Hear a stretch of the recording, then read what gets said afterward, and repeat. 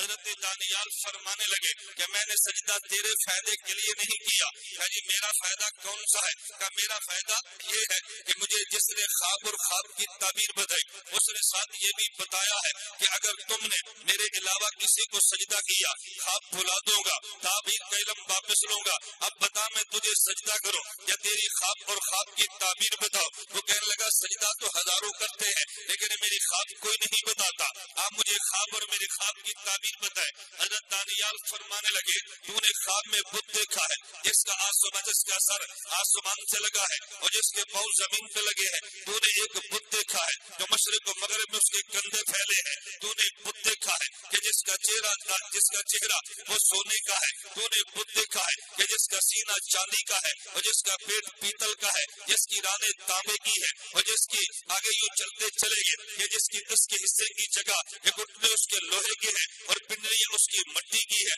اس نے کہا بالکل یہی دیکھا ہے. کہا پھر آسمان سے گولا آیا جو بت کے سر میں گیا ہے، اس نے بت کے ٹکڑے ٹکڑے کیے، پھر وہ گولا آسمان و زمین کے درمیان پورے پھیلاؤ میں پھیل گیا ہے. اس نے کہا جی بالکل یہی دیکھا ہے. پر میں اس کی تعبیر سننا جو نے تو نے بت دیکھا، یہ بت قومیت کا بت ہے، یہ ملک صاحب ہے، یہ عوان صاحب ہے، یہ رانا صاحب ہے، یہ فلاں صاحب ہے. یہ تو نے قومیت کا بت دیکھا ہے اور یہ جو تو نے اس کا چہرہ سونے کا دیکھا یہ قوم عراق کا تمدن ہے. جو تو نے اس کی سینہ آگے ایک ایک حصے کی تعبیر بتاتے چلے گئے. آخر میں جو تو نے پاؤں اس کے مٹی کے دیکھے ہیں. آخر میں تو عورتوں کی حکومت ہے جو انتہائی کمزور ہوتی ہے، اس کی پنڈلی تو نے لوہے کی دیکھی. یہ قوم حبشہ کا تمدن ہے. فرمانے لگے اور یہ آخر سے گولا آیا، یہ آخری محمد کا دین آیا ہے. جب یہ حضور کا آخری دین آئے گا قومیت کے بت کو توڑے گا اور پوری دنیا پہ چھا جائے گا. حضرت نے اس کے خواب کی تعبیر بتائی ہے. میں بتانے لگا ادھر خواب اس نے دیکھا، تعبیر دانیال نے دی ہے. ادھر خواب عبد المطلب نے دیکھا، تعبیر بھی خود دی ہے. جب یہ آدمی اپنے خواب کی تعبیریں بھی خود دیتا ہے. اس سے قبل آپ مولانا ننوتوی رحمت اللہ علیہ کا شعر سن رہے تھے. یہ تو میرا مخصوص ذوق ہے مولانا ننوتوی کے علوم کی شرح کرنا، ننوتوی کے اشعار پہ بولنا. مولانا ننوتوی رحمت اللہ علیہ کو خدا نے ہر فن میں ید طولہ بخشا ہے. مولانا مذہب ننوتوی مولانا ننوتوی کی خدمت میں آئے ہیں کیونکہ مولانا ننوتوی کا بات چل پڑی ہے. میں نے کہا ان کا علم تعبیر بھی تیری خدمت میں پیش کرو. مولانا ننوتوی رحمت اللہ علیہ ان کے پاس مولانا مذہب ننوتوی ہے کہ حضرت میں نے خواب دیکھی ہے. فرمایا وہ قوم سی فلاں شہر سے کچھ بچے اڑی ہے اور میرے گھر میں آ کے گری ہے. اس کی تعبیر کیا ہے؟ فرمایا تعبیر تو بڑی آسان ہے. یہ تو نے درخواست حکومت کو ملازمت کے لیے دی ہے، تیری درخواست کو منظور کر لیا گیا ہے. اب تیرے گھر میں تار آنے والی ہے. لیکن میں تجھے کہتا ہوں اگر مجھے مٹھائی کھلائے گا تو پھر تعبیر یہ ہے کہ 20 روپے ماہانہ والی تجھے ملازمت کی تعبیر دیتا ہوں. اگر مٹھائی کھلانے کا وعدہ نہیں کرتا تو پھر 11 روپے ماہانہ والی ملازمت کی تجھے تعبیر دیتا ہوں. حضرت میں مٹھائی پیش کر دوں گا، مجھے آپ تعبیر 20 روپے ماہوار والی ملازمت کی دے. میں یہ الجھن دور کرنا چاہتا ہوں. کوئی یہ نہ کہے کہ مولوی مٹھائی کا بھوکھا تھا. یہ بالکل ایسے ہے. ابھی چند دنوں کے بعد وفاق المدارس کے امتحان شروع ہونے لگے ہیں. آپ نے امتحان دیا ہے، ادھر رزلٹ آپ کا لکھا جا چکا ہے، ابھی مدرسے میں پہنچا ہے لیکن سائن بورڈ پہ لگا نہیں ہے. آپ اپنے استاد جی سے کہتے ہیں وہ جی رزلٹ آ گیا ہے. انہوں نے کہا بالکل آ گیا ہے، بتائیں میری پوزیشن آئی ہے کہ نہیں؟ استاد جی کہتے ہیں بتاؤں گا لیکن بشرطے کہ چائے پلاؤ. اب استاد نے شاگرد سے کیا چائے پینی ہے؟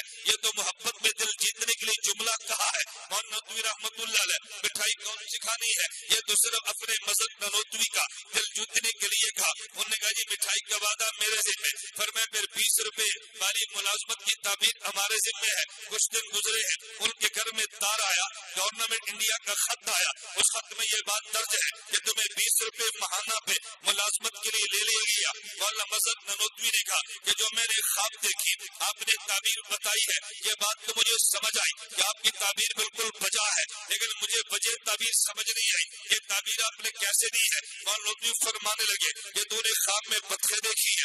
عربی زبان میں بطخ کو بطن کہتے ہیں، فارسی زبان میں بطخ کو بط کہتے ہیں. عربی زبان میں تا مشدد ہے، ایک با اور دو تا ہے. فارسی زبان میں تا مخفف ہے، ایک با اور ایک تا ہے. اگر عدد ابجد کو دیکھو تو با کے 2 بنتے ہیں، تا کے 9 بنتے ہیں. رسول اللہ نے فرمایا کہ خواب کی تعبیر یہ معبر کی تعبیر کے مطابق ہے. خواب آسمان و زمین کے درمیان لٹک جاتی ہے، جیسی معبر تعبیر دیتا ہے اس کے مطابق خواب صادق آتی ہے. اب میری مرضی ہے میں بطخ کون سی مراد لیتا ہوں. اگر بطخ والی لوں گا تو با ایک اور تا دو بنتے ہیں، اگر فارسی والی لوں گا تو با ایک اور تا ایک بنتا ہے، اگر ابجد کو دیکھو تو با کے عدد دو بنتے ہیں اور تا کے 9 بنتے ہیں، 9 اور 2 11 بنتے ہیں، اگر تا جو 2 ہو جائے گی تو پھر 9 اور 2 11 اور 11 اور 9 20 بنتے ہیں۔ تو میری مرضی ہے میں فارسی والی بطخ لوں یا عربی والے؟ تو نے 20 روپے پر مٹھائی کا وعدہ کیا، ہم نے فارسی کی بجائے عربی والی بطخ مراد لی ہے، اس لیے میں نے تعبیر تجھے دی ہے